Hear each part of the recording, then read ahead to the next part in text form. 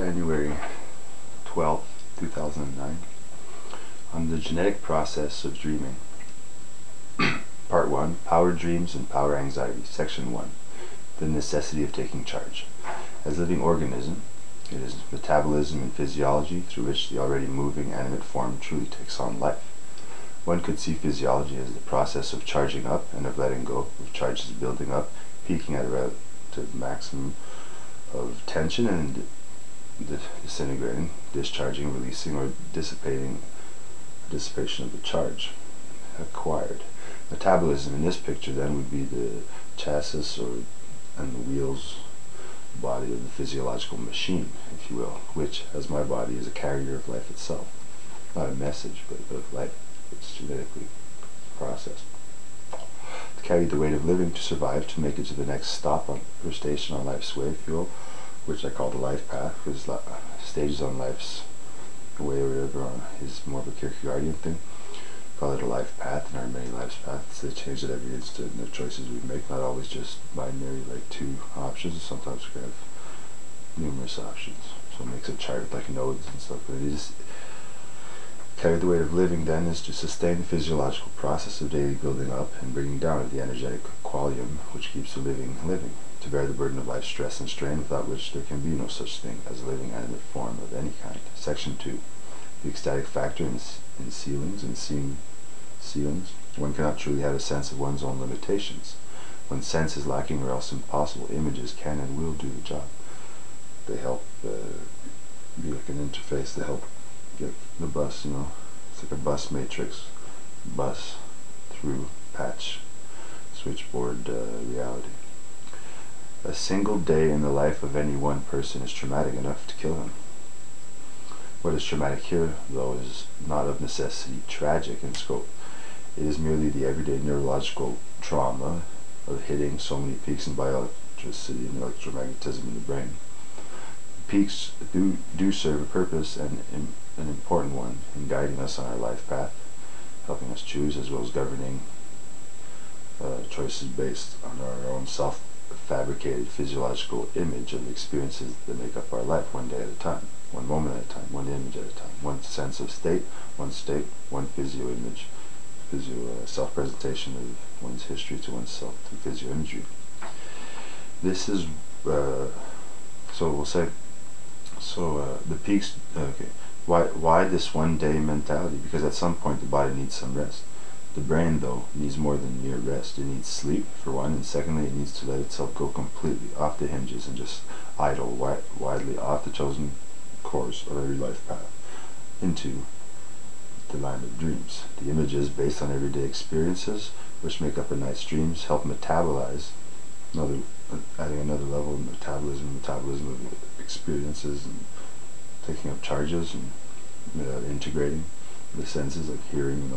You should just have one sense of perception, the one body, one interface between world and self, and the body is basically the promontory, or the stage on which that contact is made, the encounter, which I call first witness of the only truth, which is physicalist, materialist, mechanistic, subatomic reality. And so they help the images based on everyday experience, which make up the night's dreams, help metabolize the charges incurred and let go of during the previous episode of being awake, during that tabular accountancy process. The tables are like +1, -$1, if you will, in an economy of like pleasures and pains. Sort of utilitarian is the only thing that I believe in utilitarian is, and that could work. So this is why one is better to let go of what goes on in one's dreams immediately upon waking, and is also why every image that is retained and brought with you during the period of your next waking states from the dreams should be taken quite seriously, although it is a sign of great health to not carry dream content with one during the waking hours. Nightmares stick to your mind's eyes and ears with a haunting sight and sound, for a precise reason and with great wisdom, and it is not very wise to be afraid of one's nightmarish experiences, for one fears enough already while one is in or involved in present in that presentation, encounter, experience, which is of another frequency, which is dream. In that involution, the convolution, the nightmare experience is in it. The nightmare experience itself, there's enough strong emotion like fear, dread. This investment is already quite enough, and does not need to. One does not need to fear the fact that one has dreams, that one has nightmares at times during sleep, in context of dreaming, in that phase of sleep. Not if one is when you're in waking stages. Let go of that stuff. Those are charges that have already been stocked. For then the very purpose and function of a good nightmare is circumvented entirely.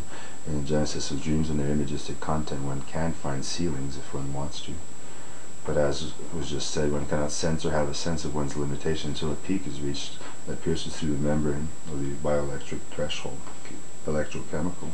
So if one can have, so there's like a sort of like in the electrochemical part of the brain, that's where all the cellular life too, which makes it like complex life forms. So we're not just one cell, and we're not just the sum of like billions of cells. Cells have different functions. They're affected by things can be transduced through them mechanically, through mechanical transduction. Sometimes the shape of a morphology of a cell changes, and that creates a physiological or metabolic like change.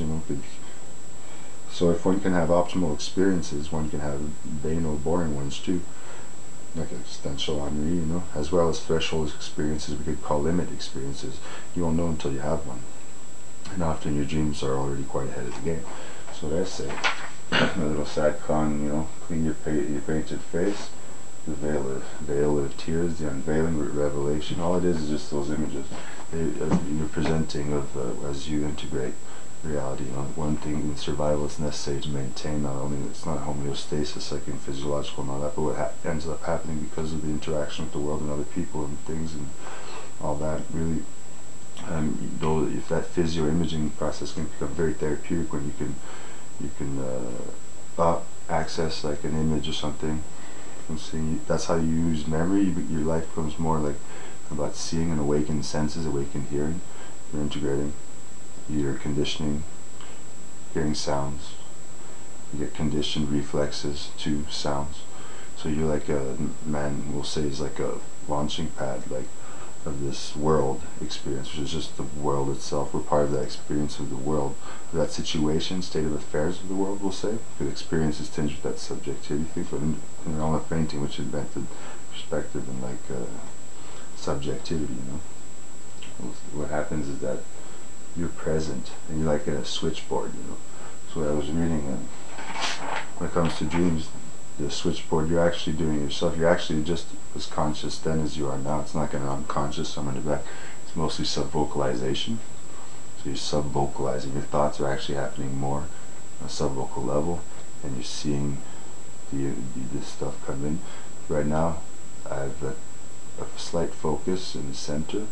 It's like cameras, And then I'm commenting on what I see when I access memories or I create things, depending on where it's located in the field for me. When I improvise, I do like what I could be automatic painting just off the top of my head. It comes from a visual. You could see exactly. See, it's not the same. So that's dangerous. And when you go and look someone in the eye, when you're looking them in the eye, you tend not to look away and all that. The person catches less of what you're saying. If you're at a distance, and that's why on the stage you can be like laugh clown when Harlequin's taking your concubine, and you stand there unshrouding the bird, taking off the burden of that painted face after a long day's show to Caravanserai. You gypsy clown. Don't be upside down. Don't frown. Just enjoy yourself. Take the next bus for the diaspora. Take the next bus to Exegesis. To be bussed in to station number whatever the fuck.